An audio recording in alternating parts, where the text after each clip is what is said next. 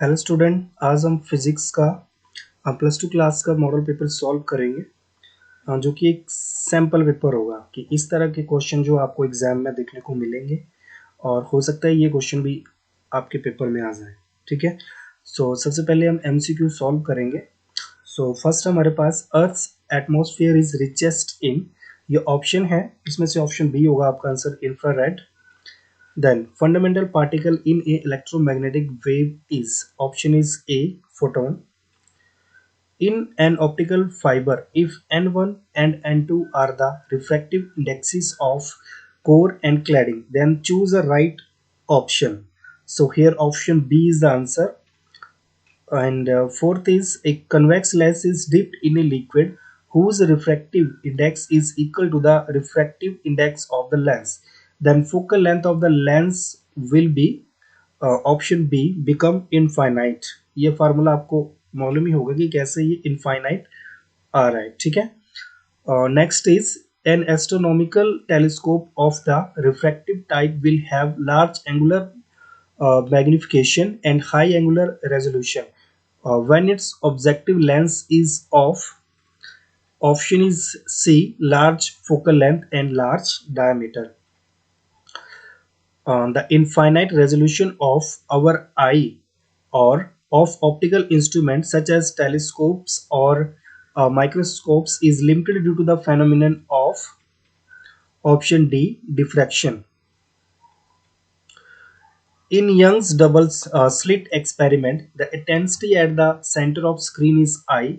When one of slits is covered, the intensity at center will now be, option is C, 1/4. अच्छा, ये आपको एक कुछ case study वगैरह दी गई होगी, यहाँ से आपने देख लेना कि यहाँ पे क्या कुछ लिखा हुआ है। ठीक है, सो मतलब स्टडी कर लेना इसको। सो क्वेश्चन है, if the number of nuclei increase then binding energy पर न्यूक्लियन ऑफ द न्यूक्लियस, ये ऑप्शंस हैं। तो इसमें ऑप्शन ए आएगा, the first increase and decrease with the mass number. The average binding energy per nucleon is maximum for the nucleus. Option is C. And 10th question is, a transistor can be used as oscillator and switch, oscillator and amplifier, switch and amplifier. ये सब की तरह act कर सकता है, इसलिए इसका answer होगा all of the above. For a light of wavelength lambda in a nanometer, the photon energy h mu is electrovolt. h mu in electrovolt is, ये ऑप्शन दिए गए तो इसको हम कैलकुलेट करेंगे। हमें फार्मूला पता है कि E is equal to H over lambda. Simply आपने वैल्यूज पुट कर देनी है, फिर नेक्स्ट हमें J की वैल्यू पुट करनी है जो कि है 1.6 इंटू 10⁻⁹ इलेक्ट्रोवोल्ट। 10⁻⁹ दोनों साइड से कट जाएगा और बाकी को सिंपली आपने कैलकुलेशन करना है, तो आपके पास आ जाएगा 1240 dividing by lambda electronvolt. So option A is correct. अब ये मैच करना है यहाँ पे, तो देखिए यहाँ पे आई थिंक एन टाइप के लिए यहाँ पे बी ऑप्शन होगा, number of electron is greater than number of hole. और पी टाइप के लिए होगा हमारे पास number of electron is less than number of hole. Intrinsic semiconductor के लिए हमारे पास होगा N is equal to N H. So तीन ऑप्शन मैच है तो फोर्थ ऑटोमेटिकली मैच हो जाएगा। ठीक, next the graph of the kinetic energy of emitted electron with frequency of incident radiation is known as, ये हमारे पास ग्राफ दिया गया तो इसका आंसर होगा H dividing by E. The first experiment to verify the wave nature of electron experimentally was, option B, division and German experiment. A TV transmission tower has a height of 140 meter and the height of receiving antenna is 40 meter. What is the maximum distance up to which signal can be broadcast from this power using line of site mode. देखो इसका answer है 65। ये next slide में मैंने solve किया है, इसको मैं दिखाता हूँ थोड़ी देर में। पहले ये देखो जो कि आपको मतलब वैसे पता होना चाहिए, इसको कैलकुलेट तो नहीं करते हैं। सो 16 देखो पहले, frequency band used for MF broadcast is option B 88 to 108 megahertz. When forward bias is applied to a PN junction, it raises the potential barrier, reduce. Option C lowers the potential barrier. अब देखो इसको solve किया गया यहाँ पे, ये simply यहाँ पे डायग्राम बनाई है। 140 मीटर ये रिसीवर है, ये लाइन ऑफ साइट बन रही है, ठीक है। तो यहाँ पे ये टावर की हाइट है, ये हाइट ऑफ रिसीवर, और ये रेडियस ऑफ अर्थ। हमारे पास फार्मूला होता है डी मैक्स का root of 2 RHT plus root of 2 RHR। Okay, ये height of receiver and height of tower. Simply values को पुट कर देना है। 10⁶ मीन्स 1000 बाहर आ जाएगा हमारे पास। तो बाकी जो भी बचा हो उसको हम इस तरह से लिख सकते हैं, ठीक है। अब आपको पता है यहाँ पे 64 का रूट जब हम निकालेंगे, सिंपली इसको बाहर निकालेंगे तो 8 आएगा, 4 का 2 आ जाएगा, तो यहाँ पे ओनली √2 बचेगा, और यहाँ पे 8 आ जाएगा, और यहाँ से 2 भी आ जाएगा बाहर, तो अंदर 7 बचेगा हमारे पास, ठीक है। तो इसको हम सिंपली लिख सकते हैं 1000 हमने पहले बाहर निकाल दिया है, तो बाहर हमारे पास यहाँ पे क्या आ रहा है 16, यहाँ पे भी 16, और ये 16 भी बाहर निकाल दे तो यहाँ पे आ गया हमारे पास 16,000 √7 और √2, जिनकी वैल्यूज ये होती है, ठीक है। इन वैल्यूज को हमने सिंपली पुट कर देना है, और हमारे पास ये आंसर आ रहा है यहाँ पे 64959.4 मीटर। और जब इसको हम किलोमीटर में कन्वर्ट करेंगे तो हमारे पास अप्रोक्सीमेट ये आ जाएगा 65 किलोमीटर अप्रोक्सीमेट, ठीक है। कोई 40 मीटर जैसा कम रहेगा यहाँ पे।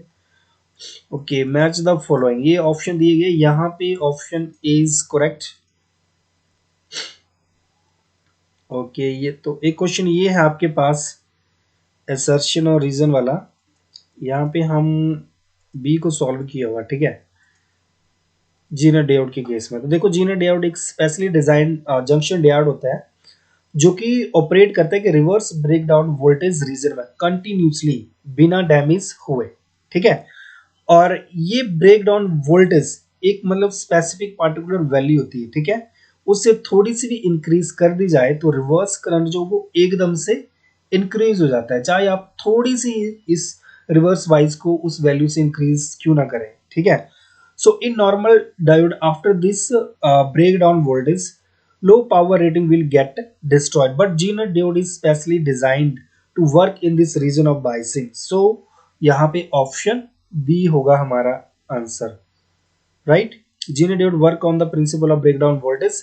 Current suddenly increase after breakdown voltage. So if both assertion and reason are correct and R is not the correct explanation of A, so B is the answer. और 20 आपने खुद देख लेना है, मेरे को भी नहीं आ रहा था, ठीक है, ये देख लेना खुद ही आप। अब सेक्शन बी पे चलते हैं, ठीक है। तो यहाँ पे पूछा कि does apparent depth of A tank of A water changed if viewed obliquely, if so does the apparent depth increase और डिक्रीज। और पहले तो इसका आंसर होगा यस, ओके, जो कि मैं लिखना भूल गया हूँ, एक मिनट, यहाँ पे मैं लिख देता हूँ, पहले लिखूंगा यस।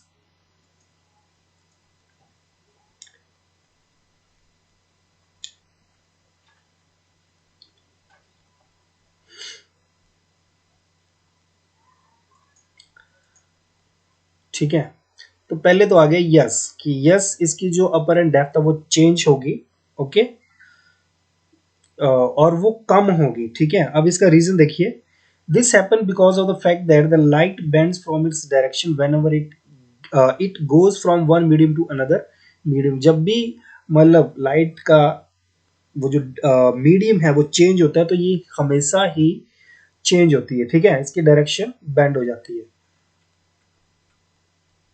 और वो डिक्रीज होगी इस केस में, ठीक है। और यहाँ पे बोला गया when A tiny circular obstacle is placed in the path of light from a distant source, a bright spot is seen at the center of shadow of the obstacles. Explain why. देखिए, और simply जो कुछ भी question में लिखा है पहले तो ये लिख देना, when a tiny circular obstacle is placed in the depth of A light from a distant source, a bright spot is seen at the center of a shadow of the obstacle because wave deflected from the edge of a circular obstacles interface constructively at the center of shadow which produce bright spots. Okay. Next है हमारे पास the focal length. Should the readings spectral have for a person for whom least distance of distinct vision is 50 centimeter, normal vision is 50 centimeter. Okay, सो कौन सा लगेगा lens? ठीक है, देखिए, so let the focal length is F, you हमारे पास आ गया -50, we आ गया -25, हमारे पास फार्मूला होता है 1/v - 1/u is equal to 1/f. Simply values को पुट करना है हमें. इसको जब हम सॉल्व करेंगे तो f की वैल्यू आ रही है -50 cm, इसलिए जो लेंस यूज करना पड़ेगा वो होगा कनकेव लेंस रीडिंग के लिए, right.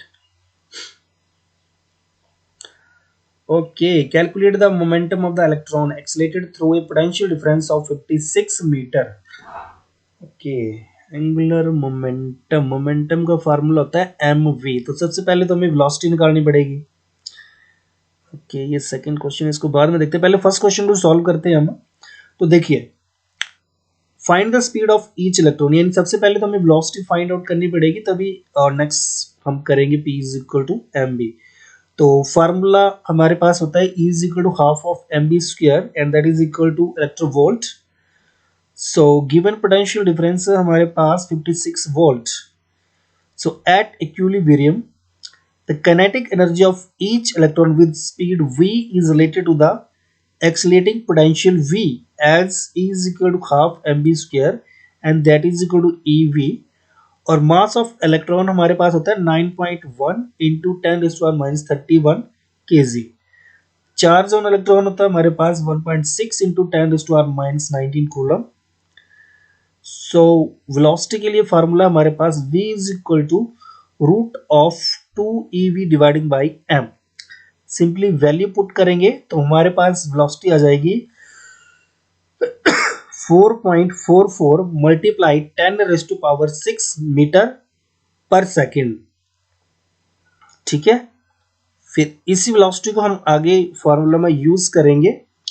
So find the momentum of each electron. Formula हमारे पास है p is equal to mp, जो कि मैंने आपको बताया था, और m तो है हमारे पास, पर v की वैल्यू नहीं थी, जो कि हमने अभी कैलकुलेट कर ली है. So momentum of each accelerated electron p is equal to mb. Simply put the value और हमारे पास आ जाएगा 4.04 multiply 10⁻24 kilogram meter per second. ये आ गया हमारे पास momentum of each electron. Okay, next question है, work function for a certain metal is 4.2 electrovolt. Will this metal give photoelectric emission for incineration of this? Okay, सबसे पहले तो हम लिखेंगे the work function of the metal is 4.2 electrovolt. ये हमारे पास दिया है और लैम्डा भी हमारे पास दिया है, जो कि है 330 नैनोमीटर. सिंपली इस फार्मूला में वैल्यूज पुट करनी है. The energy of incident photon is given by E is equal to hc over lambda. Values put करी, यहाँ पे ये 10⁻⁻9 होगा, इसको ध्यान रखना, ये थोड़ा छूट गया, अब करूँगा तो टाइम लगेगा. ठीक है, 10⁻9 है यहाँ पे. इसको जब हम सॉल्व करेंगे तो हमारे पास आ रहा है 6 मल्टीप्लाई 10⁻⁻19 जूल, और जब इसको हम इलेक्ट्रोवोल्ट में कन्वर्ट करेंगे तो हमारे पास आ रहा है 3.79 इलेक्ट्रोवोल्ट, जो कि वर्क फंक्शन से कम है. ठीक है, और जब ये जो एनर्जी है, ओके, जब वर्क फंक्शन से कम आती है तो किसी भी टाइप का जो फोटो इलेक्ट्रिक एमिशन है वो एग्जिस्ट नहीं करता है, नहीं होता है. ठीक है, तो यहाँ पे क्या लिखेंगे हम, E is less than work function, that's why no photo electric emission will take place. Clear? Next है draw a labeled energy label diagram of hydrogen atom and its various spectral lines series. Okay, तो ये होगी hydrogen atom के लिए जो अलग अलग series है, एनर्जी लेवल डायग्राम अलग अलग N1 2 3 4 एंड 5 और इनफाइनाइट तक, और ये अलग अलग नाम है। तो आपने ये डायग्राम देख लेनी है कि कहाँ पे एनर्जी लेवल कितना है, कौन सी सीरीज स्टार्ट हो रही है, ठीक है। और ये सब देख लेना, लिखना होगा तो नहीं लिखना होगा, ये आपको अंडरस्टूड ही होगा। सिंपल है यहाँ पे कि when the electron transits from a higher level energy level to a lower energy level, photon is emitted and the energy of photon is difference in the energy of the states. So the photon will emit a frequency corresponding to the energy difference of the final and initial energy states, and the energy of each state remain the same. Hence the emitted photon will always have the same frequency always. The spectral lines are classified into series, and the expression connecting the wavelength and the difference between the energy level is described by the Rydberg formula, जो कि है हमारे पास 1/λ is equal to Z² into 1/NF² minus 1/NI², जहाँ पे lambda wavelength है, Z is atomic number, R is the Rydberg constant, और NF and NI जो हमारे पास principal quantum number of the final state and the initial state. तो देखो ये तो सिंपली मतलब इसके बारे में अगर आपने पढ़ा होगा तो ये सिंपली आप लिख सकते हैं, इसको कोई भी रट्टा मारने की जरूरत नहीं है। सिंपली आप यहाँ से थोड़ा सा लिख सकते हैं, या सिंपली आप यहाँ से ये फार्मूला लिख दीजिए और ये टर्म्स को लिख दीजिए कि मतलब कौन सी चीज़ किसके लिए यूज़ की जा रही है, लैम्डा जेड आर जो भी है, ठीक है। और जो मेन आंसर आपका यहाँ से स्टार्ट होगा, और देखो एक जैसी लाइनें, बिल्कुल एक जैसी लाइनें, आपको सिंपली नाम याद रखना कि कौन सा नाम कब आएगा। देखो यहाँ पे देखना ध्यान से, एक ही लाइन होगी, 5 बार यूज की गई होगी, थोड़ी सी वैल्यू चेंज करनी है आपने। तो फर्स्ट लाइन है spectral lines including the transition of the electron to n is equal to 1 energy state from the higher energy level are called Lyman series. That is NF की वैल्यू कितनी है 1 और NI जो है वो 1 से ज्यादा है, ठीक है। ये एक सीरीज होगी। Second same line n is equal to 1 की जगह 2 लिखना है आपने, एनर्जी स्टेट फ्रॉम द ये बाल्मर सीरीज, नाम याद रखना है। फिर से यहाँ पे 2 है तो NF कितना आ जाएगा 2, और ये NI 2 से ज्यादा। तो सिर्फ यही लाइन आपने लिखनी है और इन पांचों सीरीज के नेम लिख देने आपने, Lyman series, Balmer series, Paschen series, Brackett series and पफर्न सीरीज। क्लियर है? आपने बस एक ये लाइन याद करनी है और आपको ज़्यादा कुछ याद करने की जरूरत नहीं है। ये फार्मूला लिख देना और ये डायग्राम बना देना, कोई भी टीचर आपके नंबर नहीं काटेगा, ठीक है।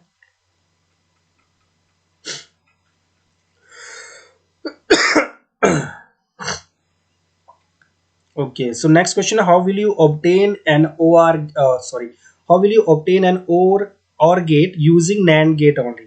देखो we first complement the input A and B, A and B का पहले हम complement लेंगे, then we perform the NAND operation on these complemented input, यानी इन complemented input पे हम NAND operation perform करेंगे, that is we get A dash B dash whole of dash, and using De Morgan's law we can show that A dash B dash whole of dash is equal to A plus B, and that is OR gate। और इस तरह से आपने बना देना ये A B और ये, ठीक है, इनपुट एंड देन कॉम्प्लीमेंट लेके इसका आउटपुट एक और गेट आ जाएगा। ओके, नेक्स्ट क्वेश्चन है हमारे पास,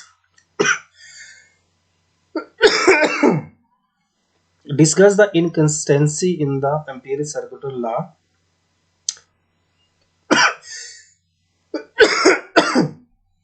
देखिए जो मैक्सवेल के अकॉर्डिंग जो एम्पिरिकल सर्कुलर लॉ है वो वैलिड है सिर्फ स्टेडी करंट के लिए, जहां पे किसी भी टाइप की इलेक्ट्रिक फील्ड जो वो फ्लो नहीं करती है, नहीं देखने को मिलती है, ठीक है। मतलब सिर्फ इसी कंडीशन के लिए वैलिड है एम्पियर सर्कुलर लॉ कि यहाँ पे या तो स्टेडी करंट फ्लो करेगा या किसी भी टाइप की इलेक्ट्रिक फील्ड यहाँ पे देखने को नहीं मिलेगी with the passage of time, right.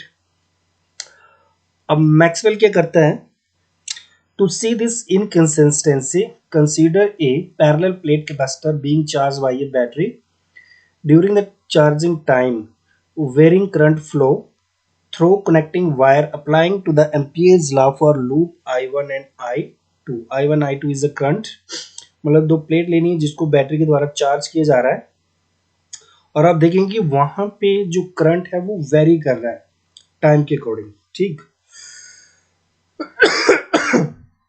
सो हमारे पास आ जाएगा integral of I1 B dot D L is equal to mu naught I, और सेकंड आ जाएगा हमारे पास integral of I2 B dot dl is equal to 0.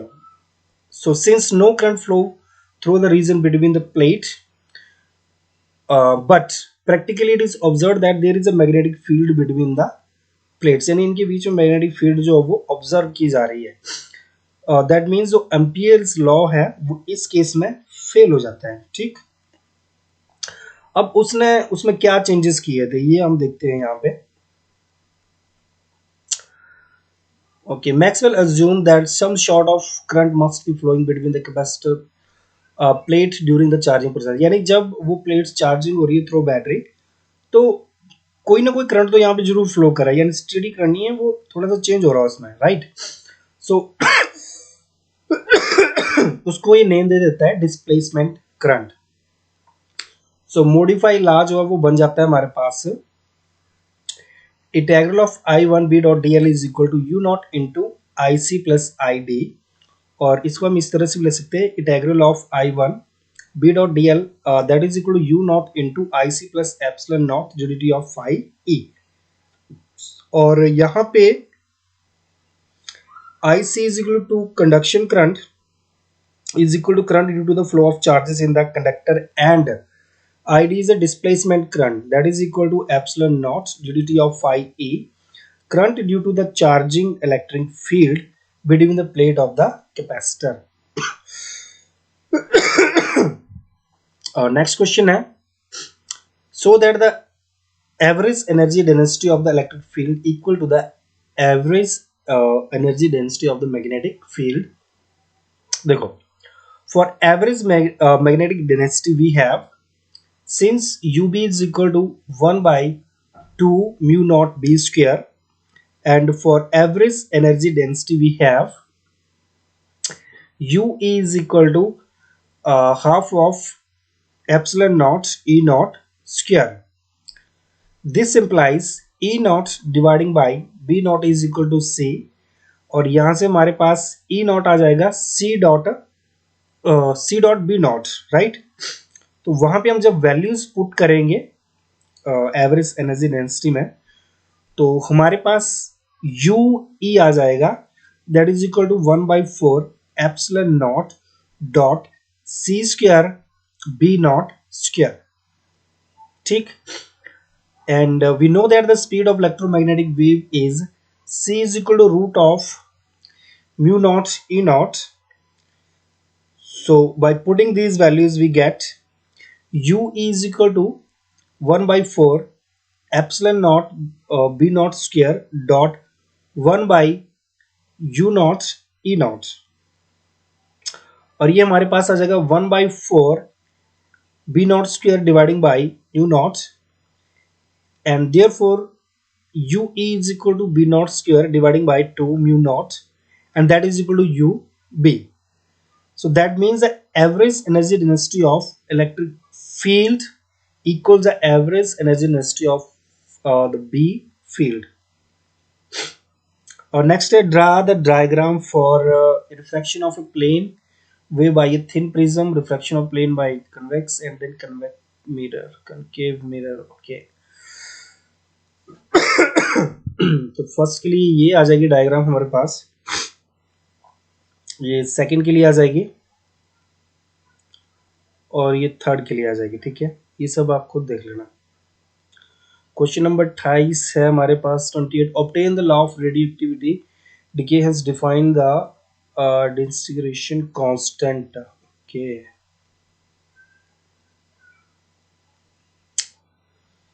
ये पहले तो ग्राफ प्लॉट कर लेंगे आप। The law of reductive decay. Okay, it states that for a particular time, the rate of radioactivity decay of the atom is directly proportional to the number of nuclei of the elements present at that time. And this can be written as radioactivity of n directly proportional to n, where n is the number of nuclei. And this can be further expressed as radioactivity of n is equal to minus of lambda n, where lambda is the proportionality constant. Derivation देख ले। Step 1, number of nuclei present initially is n naught। at time t पे हम suppose करते हैं कि n। so formula used is log e of a minus log e of b is equal to log e of a dividing by b, where a and b are constant। so solution 3, rearranging the expression dn dividing by t is equal to minus lambda n, and इसको integrate करेंगे हम dn by t dividing by minus lambda N, और थोड़ा सा cross multiply करेंगे तो हमारे पास आ जाएगा dn by N is equal to minus of lambda T. Integrate करें इन दोनों को, एन नॉट से एन और ये जीरो से टी, लैम्डा यहाँ पे बाहर आ जाएगा। सो हमारे पास आ जाएगा integral of N not to N dn by N is equal to lambda integral of zero to T minus of T D T. Solve करके हमारे पास आ जाएगा ये log e of n minus log e of n not, and that is equal to minus of lambda t, that is log e of n by n not is equal to minus of lambda t। अब इसको थोड़ा और solve करेंगे तो हमारे पास आ जाएगा n by n not is equal to e raise to power minus lambda t, और n is equal to n not into e minus lambda t। ये आगे हमारी डेरिवेशन। नेक्स्ट है with the help of level diagram describe in brief moderator control rods and coolant in nuclear reactor. तो diagram बना लेना है अपना यहाँ पे, ये aluminium cylinder, water, steam to turbines, control, coolant, coolant moderator, and ये सब देख लेना आप लोग, ठीक है।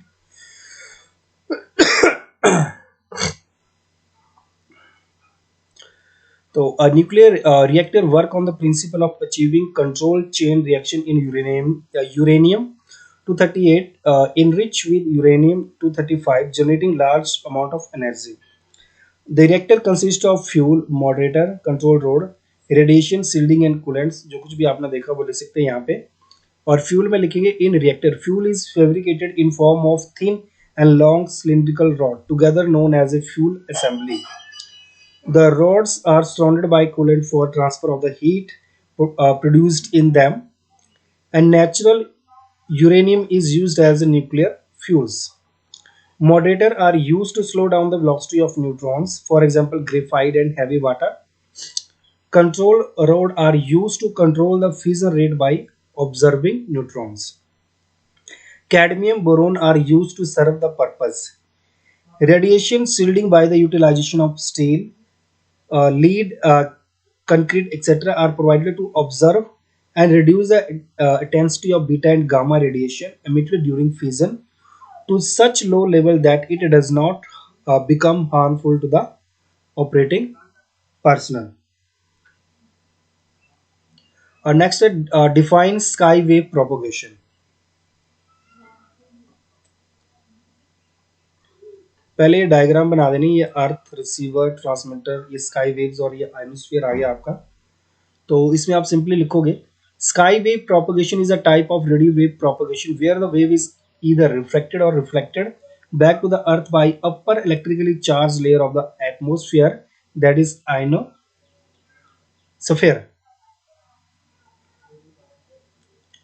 Sky wave propagation is behavior of electromagnetic wave of the radio frequency where after being sent from a transmitter they propagate in atmosphere but get either reflected or reflected by the ionosphere to reach the receiver antenna।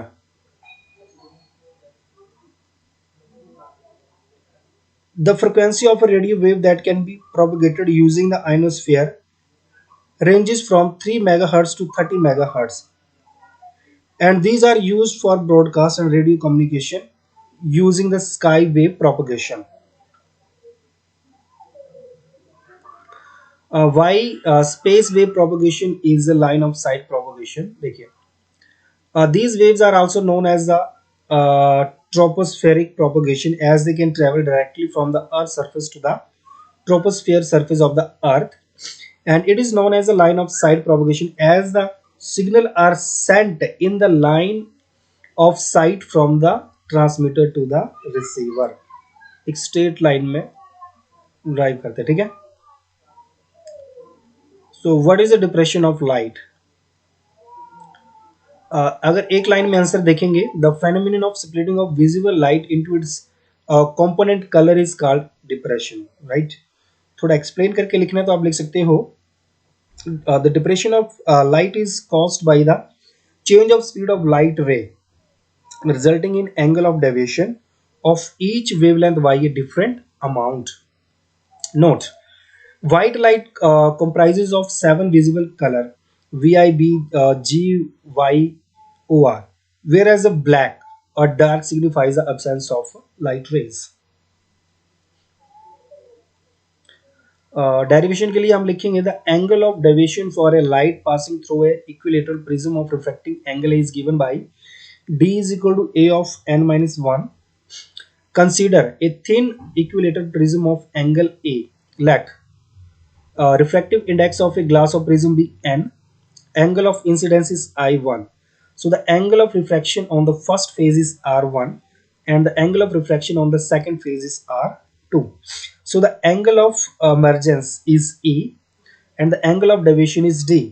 So we know that D of I1 plus E minus A, equation 1, also R1 plus R2 is equal to A, equation 2. So we have considered a thin prism, so all the angle will be small and can be assumed value of sine phi is equal to phi. So now by Snell's law we know that n is equal to sine of I1 dividing by sine of R1. Sine से sine कटा जाएगा और हमारे पास आ जाएगा n is equal to I1 dividing by R1 और I1 is equal to n into R1. Similarly n is equal to sine of E dividing by sine of R2 and that is n is equal to E dividing by R2 or E is equal to n into R2.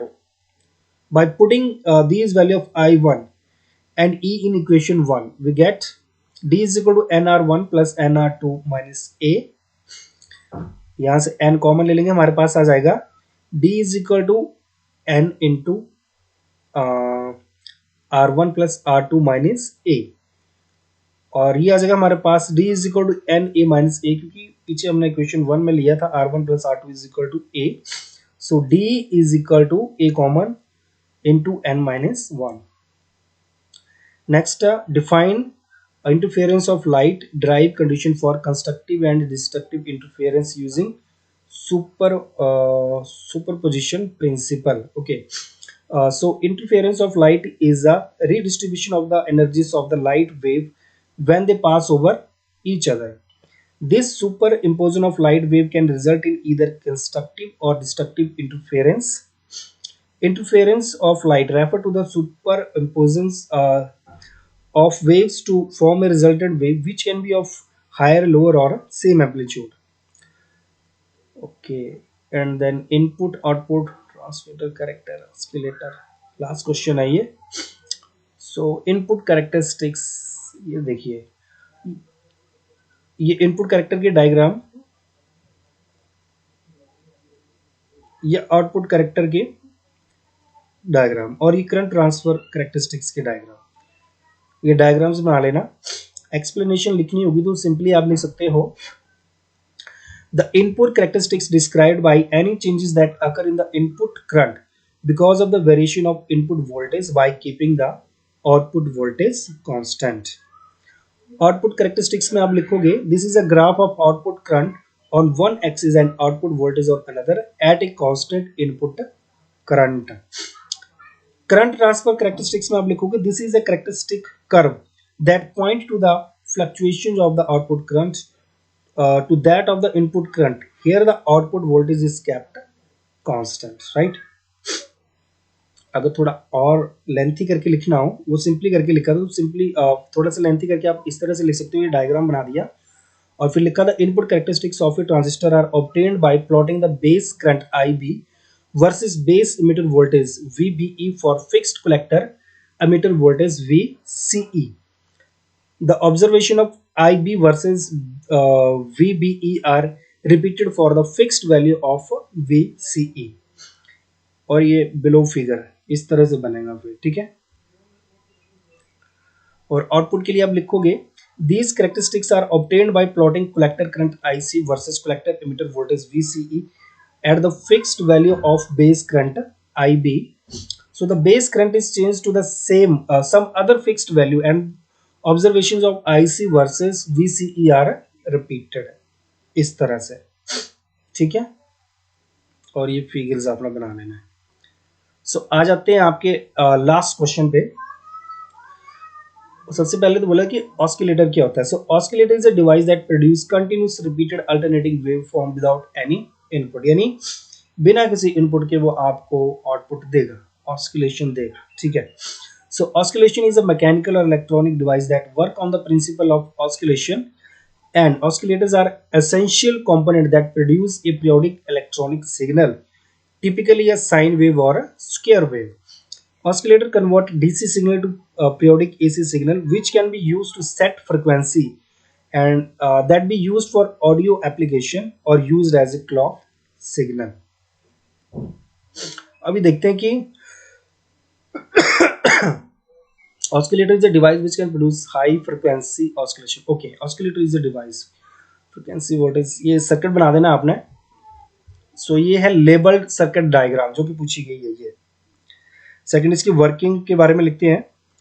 As a K की is press the electric oscillation begin in the L1 C1 circuit और the जिसको हम tank circuit भी बोलते हैं। Inductance L is properly coupled with L1. There is an induced EMF is produced in L and its direction and magnitude both are changing. Thus the fluctuating collector current is produced due to the fluctuating base potential, which helps the electric oscillation in tank circuit. Hence an oscillation of conduct amplitude is produced in L1 C1 circuit and the energy is fulfilled by the battery. Okay, explain how a transistor can be used to produce a self-sustained oscillation. So पहले transistor as a oscillator आपने ये diagram बना लेनी है दोनों ही, ठीक है। और इसमें आपने सिंपली लिखना है amplifier amplifies the input AC signal. The feedback circuit provides a portion of the output to the tank circuit to sustain the oscillation without energy loss. यानी बिना कोई एनर्जी लॉस किए ये आउटपुट जो वो देता रहता है जिस काम के लिए इसको बनाया गया है। Hence the oscillator does not require an external input signal and the output is said to be self-sustained and this is termed as positive feedback. यानी आपसे पूछे कि transistor produce a self sustain oscillation या how a transistor is work as a positive feedback, तो आप इसका answer लिख सकते हैं, ठीक है। सो आई थिंक मैंने सारे क्वेश्चन आपको सॉल्व कर दिए हैं। अगर कोई डाउट होगा तो कमेंट में पूछ सकते हो। Thank you very much for